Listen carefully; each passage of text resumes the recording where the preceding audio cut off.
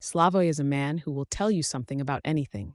A Slovenian national, all heavy Eastern European accent and nervous energy, he'll expound on Lacanian Marxist theory or get caught up with why he thinks Linda Fiorentino is so sexy. Sometimes both at the same time. Zizek's The Sublime Object of Ideology and The Plague of Fantasies are already canonical classics. His essays cover everything from Alfred Hitchcock to war and terrorism in a series of paradoxical, sometimes contradictory arguments that border on comedic genius. He's widely considered the most important philosopher working today, but here at ANF, we like to think of him as our own academic at large.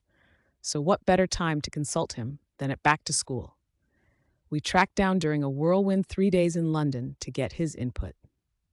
Dear Slavoj, enclosed, please find the images for our Back to School issue. We've never had a philosopher write the text for our images before, so write what you like. We're looking for that Karl Marx meets Groucho Marx thing you do so well. Thanks, Savas. Dear Savas, friend, this is all I was able to do in these crazy circumstances. Feel free to use any of my comments, or not use them, and you can also use just parts of my comments. All best, Slavoj.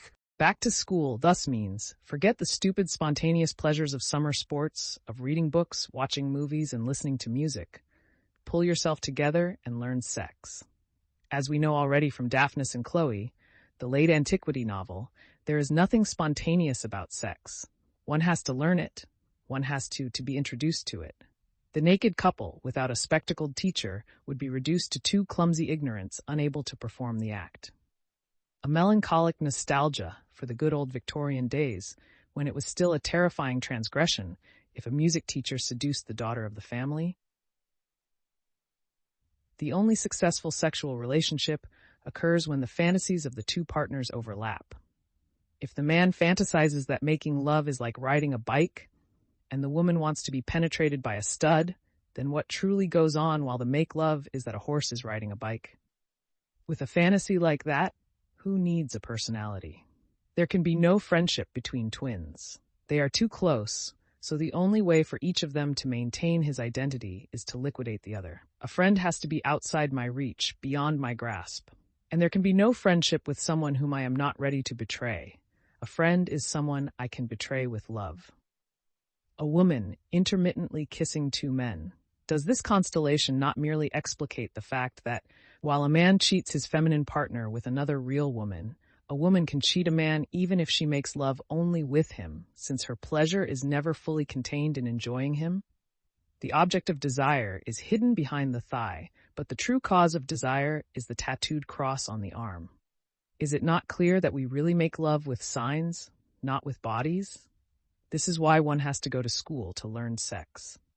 Is the naked couple a stain disturbing the classical beauty, or does it stand for the authentic bodily reality unmasking the fake of the kitsch architecture?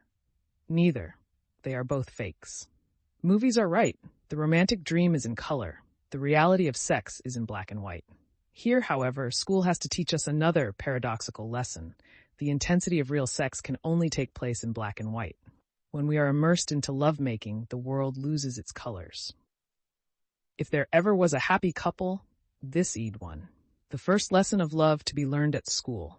Do not look into each other's eyes.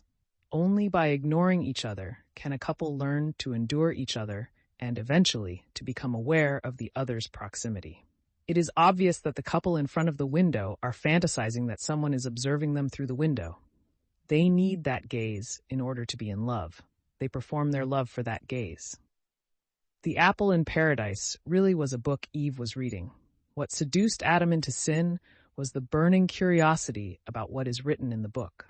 This is the ultimate proof that sex has nothing to do with sin. Man became sinful the moment he was interested more in what's in the book than in Eve's gorgeous naked body. The solution is, of course, there was nothing in the book. Eve just pretended to be immersed into the book to seduce Adam. In true passion, one does not need a head or brain. The whole body is turned into a montage. This loss of the body, this dissolution of the body into a composite of organs, is called happiness. No way to escape sex. Even in pure mathematics, it will haunt you. How much energy is released when two bodies hit each other? Or is it that pure mathematics is much sexier than sex? Is the girl really dreaming that she is a butterfly? But what if she is a butterfly dreaming that it is a girl?